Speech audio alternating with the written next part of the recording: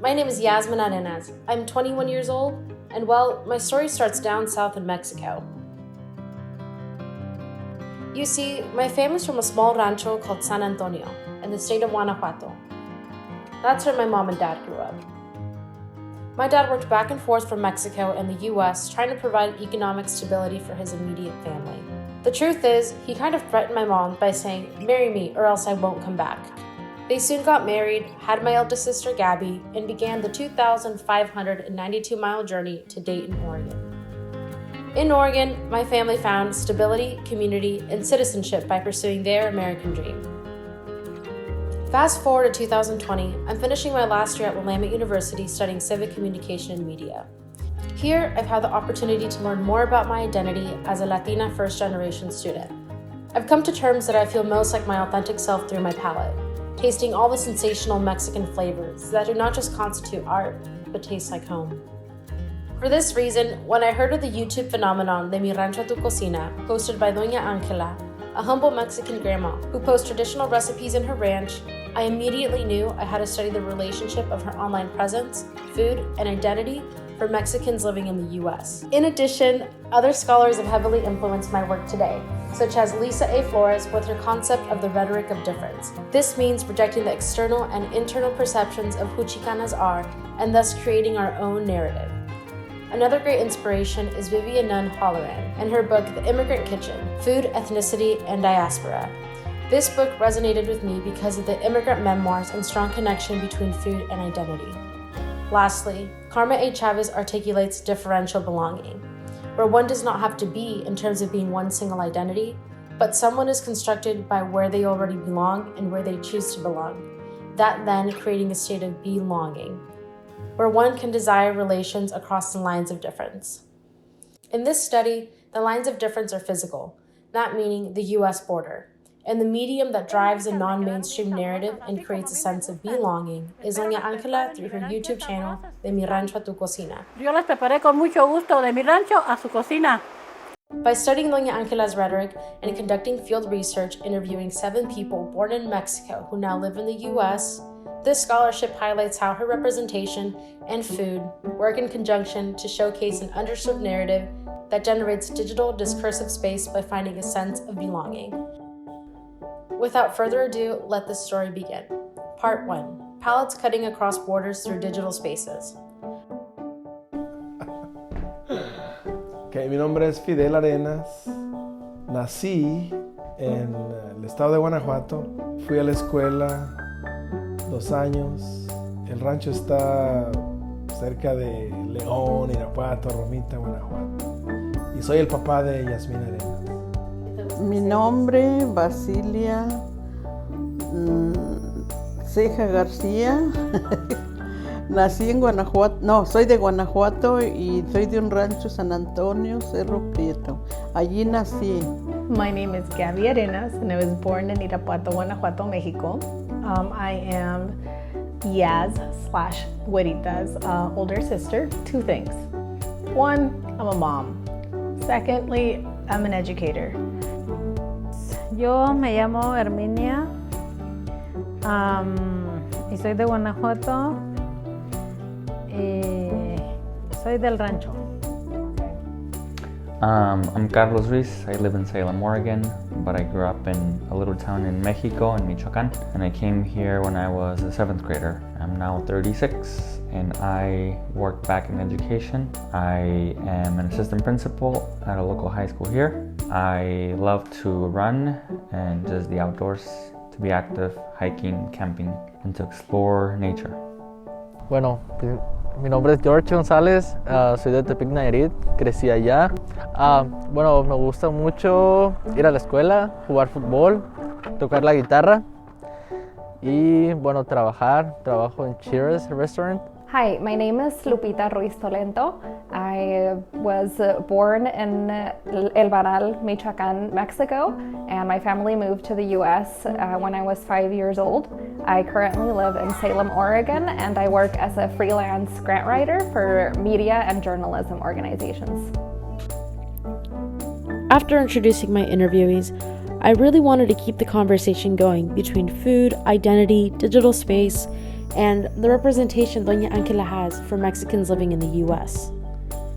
The next question I asked was, how do you feel most connected to your Mexican heritage? Yo siempre he sido mexicano y seguiré siendo mexicano. Mi cultura, mi familia y las raíces son mexicanas, no puedo cambiar. Pues las comidas que hago. Uy, hago muchas cosas. Hago costillitas de puerco con un chilito bien rico y luego unas tortillitas así en la mano. Y hacer un mole, un caldo de res con mucha verdura. A ver, nomás estoy pensando qué es lo que voy a hacer mañana. A comer, a almorzar. Through food. Lo más mexicano es la comida, la música. La música, eso me hace sentir mexicanota. No me hace, soy mexicanota. I think going back to Mexico and visiting, actually being back there is the most connected that I feel. But in the US, probably through the taste of food, getting together with family. So some of the traditions that are kept in the family, connecting back to my culture. Music, definitely, and absolutely the language, the spoken language. That's how I feel most connected to my Mexican heritage. Bueno, pues toda mi familia es mexicana y siempre pues hemos estado fuerte con nuestras raíces mexicanas, haciendo todo, pues, comidas, vestimentas y también conociendo mucho lo que es acerca de nuestro origen. Soy de Tepic Nayarit, es muy reconocida los mariscos, que creo que es lo que más da a lucir en ese estado. Y sí, claro, la comida es muy importante. I feel most connected to my Mexican heritage and continuing the use of the Spanish language in my household and my family, and also the family dynamics that my family has been able to retain. So family gatherings, family traditions, just the way that we carry on that cohesion, I think is something that I identify with culturally a lot. Food was a common theme I predicted would be an answer in the beginning of my research. I wanted to dive further into food and identity by asking, does food play a significant role in your identity? If so, how do you see your diet different from those around you? Sí, sí. Los güeros no comen muchos frijoles. Y la comida mexicana es lo máximo. Tenemos pozolito, menudito, caldo de pollo, caldo de res, chiles rellenos. Y no es promoción. Pero está rico el menú mexicano. I feel like I have adopted a lot of American traditions. I feel like my lifestyle is also very, Americanized. And the one thing that connects me through food, or to my culture, is food. Like, I can go out on hikes, I can go run, I can speak English all day, but I love being able to go to my parents' house and have pozole or a taco or just any traditional dish, and it makes me feel like I'm connected to my roots. Spoken language is one thing that resonates with the ears and with the soul, ultimately.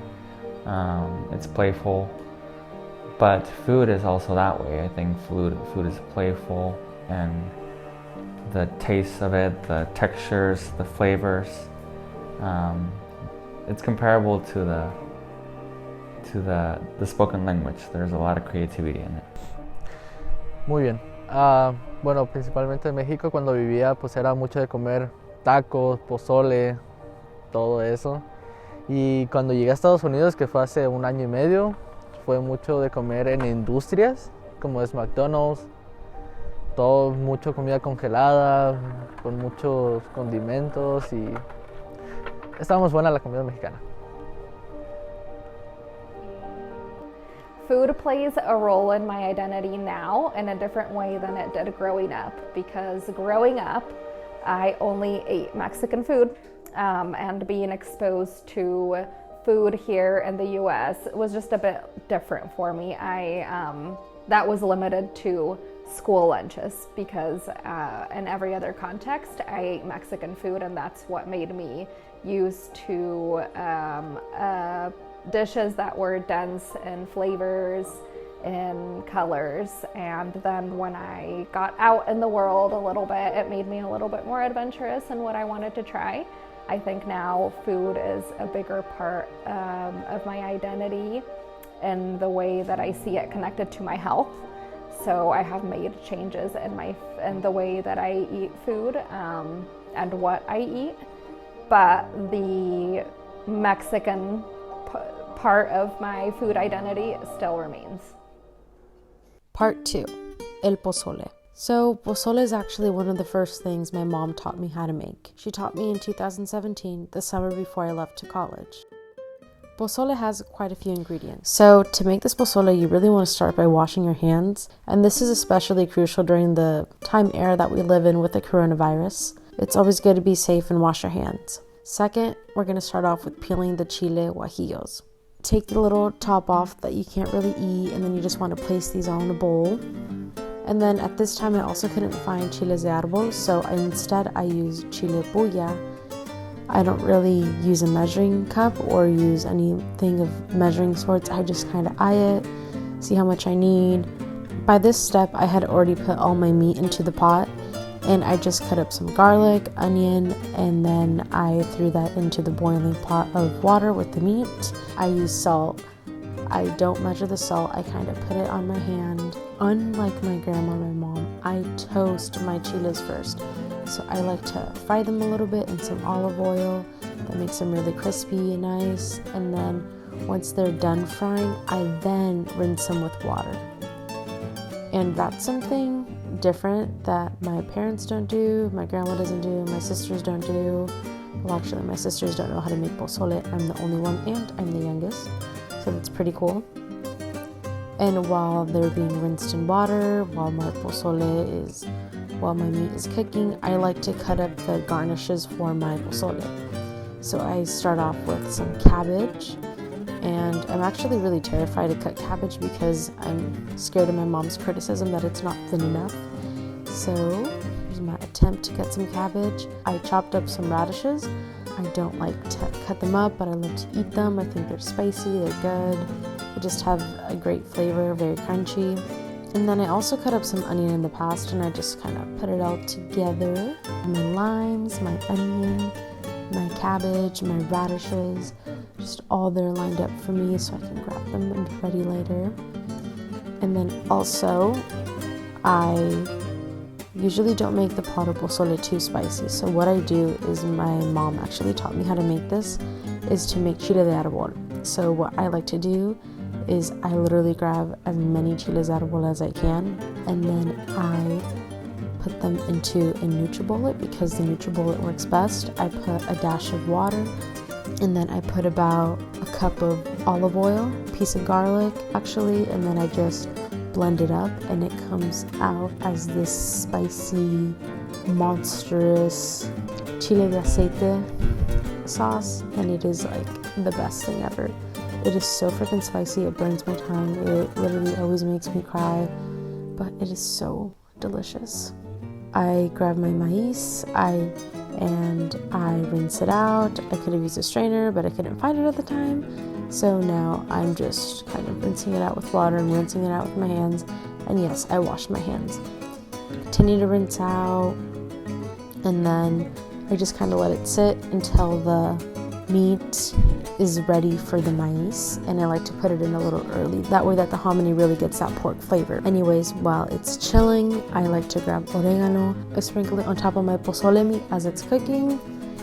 So that's nice. and then while that's boiling and sitting, I go back to my chile guajillos and bulla that are soaking water, and I use my NutriBullet again, and I am ready to blend these suckers up. And I blend, and then I strain it. So you see me here, I'm stirring. This is a very exhausting process, but it's something that really gives my pozole a different flavor than my family members. And I stir, and then it's like ready. It is now I like to call it a pozole enchilado, because this is kind of the same process that you would do for enchiladas. And then I put some olive oil in the pan, I stir it till it starts boiling, and then I simply like to grab that salsa and I dump it into the bowl. That way all the flavors can work together, and then I really just let it sit for about an hour. I always like to garnish it off with onion, cabbage, lime, and then chile de aceite, and just mix it all together. It's super spicy, super good, and I cannot wait to eat it. After establishing a strong connection between food and identity, I really wanted to direct the conversation back towards how Doña Angela is creating this digital space for Mexicans living in the U.S. Have you heard of Rancho, Tu Cocina? Ah, sí. Sí he escuchado a esa señora.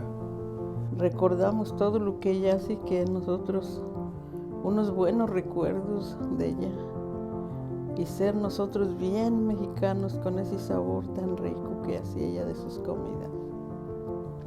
So I first heard of De Mi Rancho a Mi Cocina when I was listening to NPR. Surprise, surprise.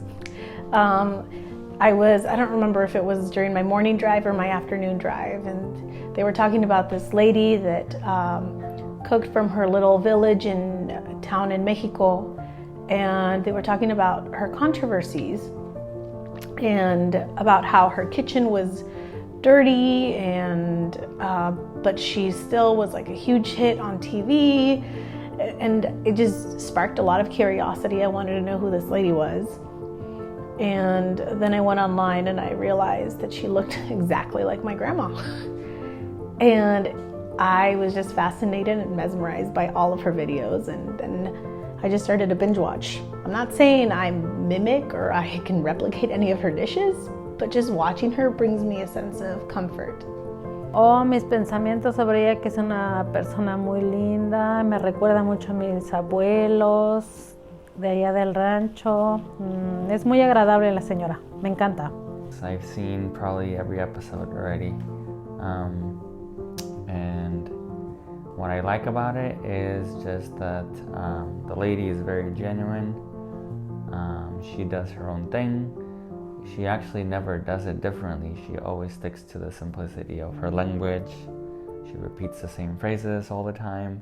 And that's when you can tell that no one's coaching her. She's very authentic and genuine, and she just does that because she wants to share. And in her own way, so I appreciate that. What I don't like about it, probably the different criticisms that she's gotten, because again, I feel like she's very genuine and very authentic, being herself, and you have to respect people for doing that. But there's critics out there always, right? So I think she doesn't deserve that, and she actually speaks back to those critics, which is interesting. But pues es muy bueno. La señora es una persona muy humilde, muy sencilla. No tiene que cocinar en un restaurante tan lujoso para poder demostrar pues lo buena que es la comida mexicana. I have watched De Mi Rancho a Tu Cocina, although it was a very brief clip in which Doña Angela was responding to the negative comments from her audience, and then part of a brief clip and where she was making chiles rellenos. So I have watched it, although in a limited way. What I like about it is that it gives you a very, for Mexicans, for first generation Mexicans, I think it really connects us to the way that our mothers and that our grandmothers cooked, right? So you're not really measuring anything. There's no specific recipe to follow. She just kind of really immerses you in her context and in her own world, and she does things as she goes. And I think that's something that's very real to all of us who were raised in a small rancho in Mexico. And so that was the thing that really completely drew me in and where I felt really identified. There is nothing that I dislike about it, at least from what I've seen. Cuando veo los videos de esa señora, me recuerda como las abuelitas del rancho donde yo crecí, o mis tías, o mi mamá, o parientes de mi rancho. Estos ranchos me recuerda a mi rancho, la cultura similar. ¿Y qué más? Pues Chila, la gente que critica a esta señora porque dice que su cocina está sucia, que cocina afuera, y que le hacen malos comentarios. ¿Qué piensas de eso? Es lo más limpio que se puede hacer porque es natural. Al aire libre se lleva todo el aire. Sin embargo, si estuvieras encerraditas. Just a different way to view the community, the Latino community. I feel like, I don't know, a lot of Latinos are always portrayed as like cooks, as house cleaners, as, I don't know, just nannies on TV, and they don't really showcase the gifts that they're able to or that they have. And Doña Angela definitely shows her skills. And it's not in any fancy way, it's just in a very real way. And I think that she helps view Mexicanos, especially those of us that come from a rancho, in a very like authentic way. Su honestidad de ella cuando dice, oh, yo tengo 69 años, no 89. Ajá, y cuando dice, oh, es que se está escuchando mucho ruido porque está lloviendo y es de lámina mi casa. Muy sincera la señora. Me encanta que se hable. I think because some of us grew up with that type of little kitchen, little space that she represents so well.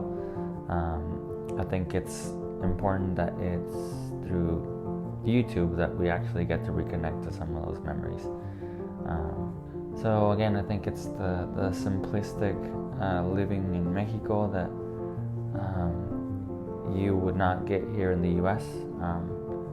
So it just makes people connect back to their origins in ways that modern life does not.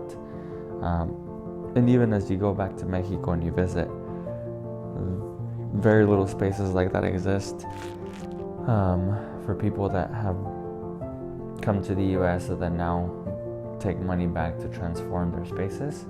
So there's this nostalgia that it brings back to people. Bueno, pues representa todo México, a cada persona, una persona sencilla.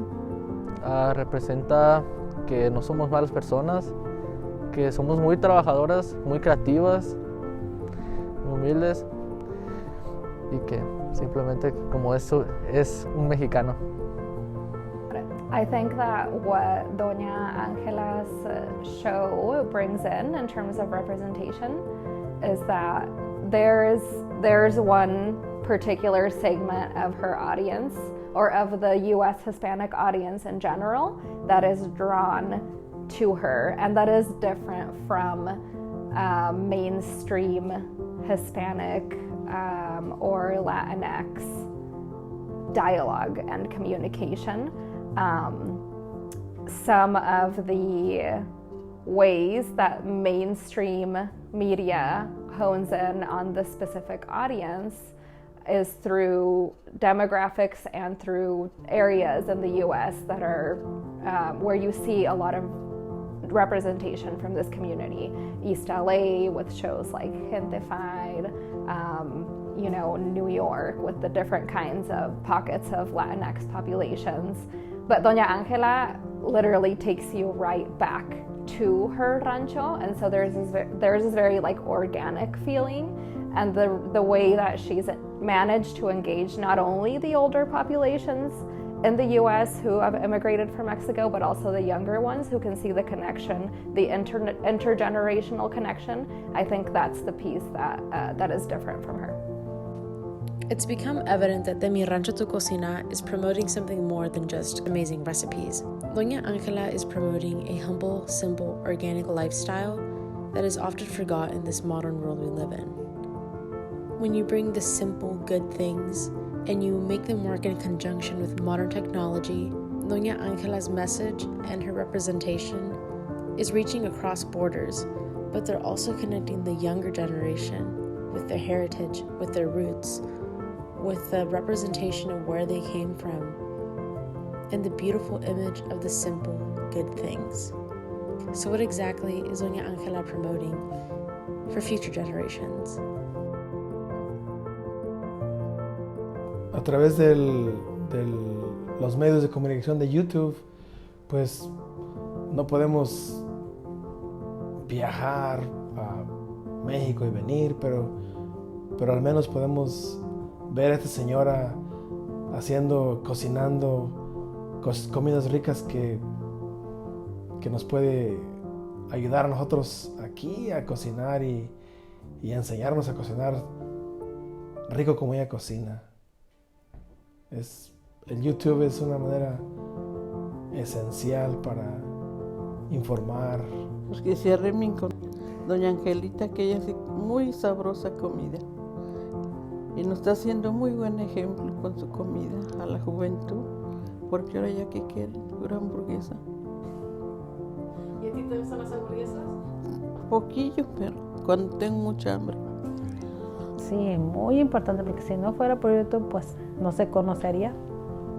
Sigue la tradición, porque yo me acuerdo de mi abuela, y ahora Fernanda pues se está acordando también de su bisabuela. O sea que está reviviendo muchos, no nomás en los adultos, sino en los niños también. Los está haciendo sentir que están con abuelita o que es como abuelita. I think one of the main ways that Mexicans in the US feel connected to our home country and our culture is through food. I feel that very strongly. And not only do I think that it's a way for us to connect with non-Mexicans in the US here, just because Mexican food carries like this cultural and culinary value internationally. I think it's a very, very practical, very easy way to connect with others beyond our culture. I think that for the younger generations, for example, I have a son, and I've made it a goal to make sure that I document my family recipes, because that's something I know can easily be lost. In the same way that language has changed for Mexicans who've grown up in the US, the same thing is going to happen with our food. And we can already see that with US American food sort of bringing in like a type of fusion, right? You have Tex-Mex food in the US. And so I think there will always be a draw from people who strongly identify with their Mexican identity to go back to its origins. And Doña Angela is one of the first, or I might argue like the first one to do that in her home kitchen in a rancho, which is the root of most of our migration stories.